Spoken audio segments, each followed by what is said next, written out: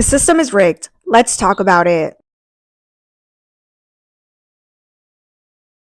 Hi, it's Jessica, and welcome back to our System is Rigged series, where we share how progressives can shape what it means to say that the system is rigged in our society. Today, we're sharing our final recommendation for talking about rigged systems, and this one is about solutions. We've already talked about some of the challenges we face when we talk about solutions.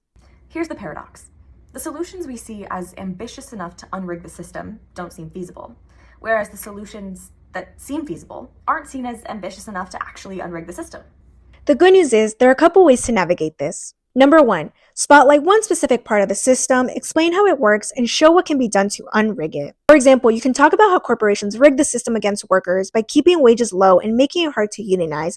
But by joining together in unions, working people can win the right to negotiate a contract for better pay, benefits, and working conditions. In our experiment, this kind of framing made people feel less fatalistic and more supportive of progressive economic policies than those who received no message.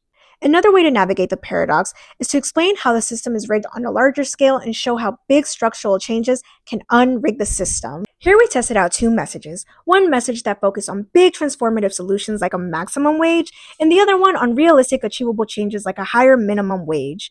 We found that focusing on big changes boosted people's sense that system change is possible, while the ones that focus on changes that seem feasible did not. The problem isn't that people don't like feasible solutions. It's that when presented in the context of a huge structural problem, these type of solutions don't seem big enough to solve it. Therefore, matching the scale of the problem and the solution is key to overcoming the paradox, reducing fatalism, and increasing support for change. Thanks for following along, and make sure to follow us for more resources on framing.